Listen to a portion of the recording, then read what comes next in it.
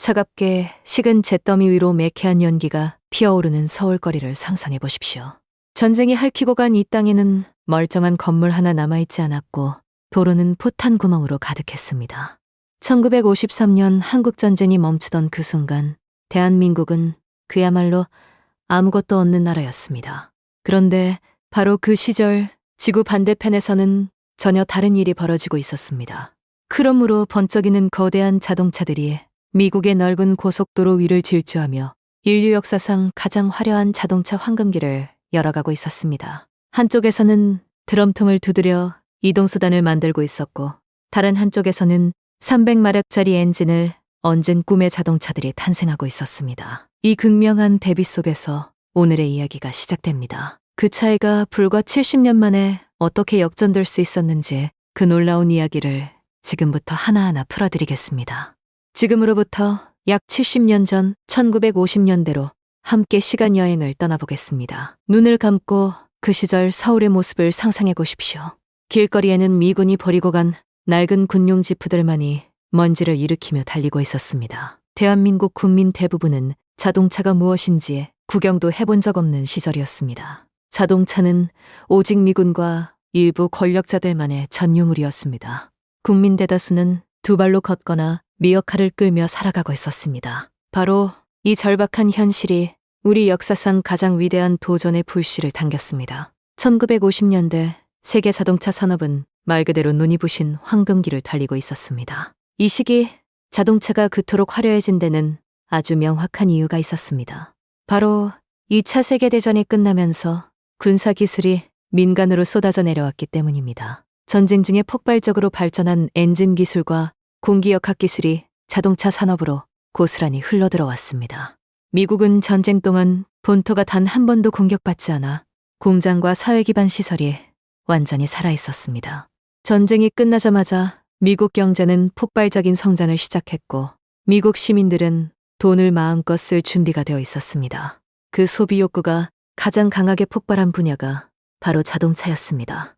미국의 자동차 회사들은 전투기에서 영감을 받은 날카로운 꼬리 지느러미 디자인을 얹어 마치 하늘을 나는 비행기처럼 생긴 자동차를 만들어냈습니다. 캐딜락 엘도라도와 포드 썬더버드 같은 이름들이 바로 이 시기의 산물이었습니다.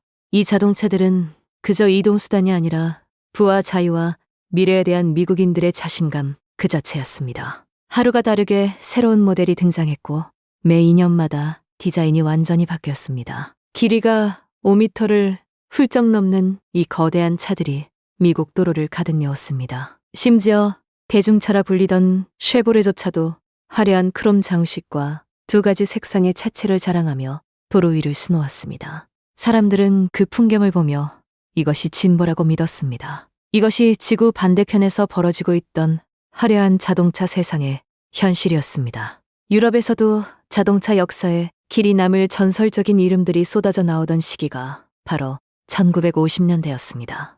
독일의 메르세데스 벤츠는 1952년 갈매기 날개처럼 위로 열리는 문 구조를 가진 300SL을 세상에 내놓았습니다. 당시 기준으로 상상을 초월하는 성능을 자랑한 이 차는 지금도 역사상 가장 아름다운 자동차 중 하나로 꼽힙니다. 영국의 제규어는 시속 193km라는 믿기 어려운 최고 속도를 이름해 새긴 XK120으로 세계를 깜짝 놀라게 했습니다.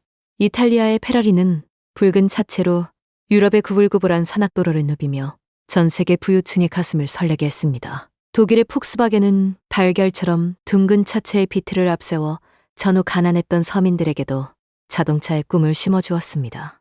이탈리아의 피아트는 500cc짜리 작은 엔진을 단 피아트 500으로 서민들에게 이동의 자유를 선물했습니다.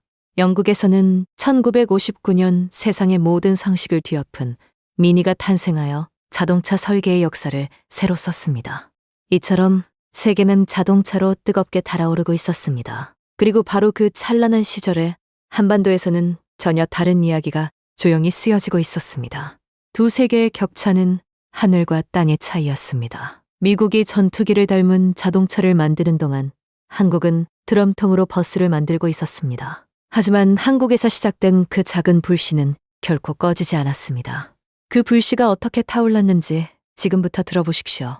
이 이야기야말로 오늘 영상에서 가장 중요한 부분입니다. 1953년 전쟁이 끝났지만 한국의 도로에는 여전히 차라고 부를 만한 것이 거의 없었습니다. 도로 위를 굴러다니는 것은 미군이 쓰다 버린 낡아빠진 군용 지프와 절반쯤 망가진 군용 트럭들이 전부였습니다.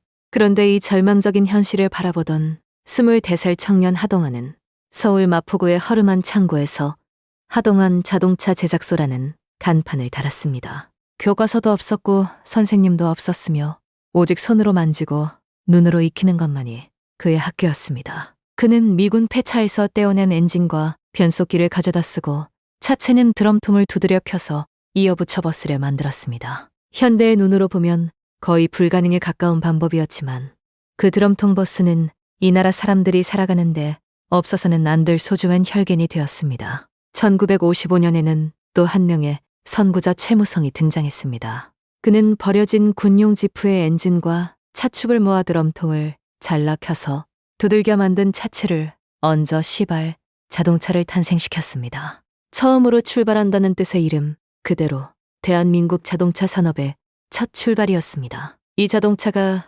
1955년 10월 광복 10주년 산업박람회의 모습을 드러냈을 때 사람들의 발걸음이 일제히 멈췄습니다. 우리 손으로 만든 자동차라는 그 사실 하나가 사람들의 가슴을 뜨겁게 울렸습니다.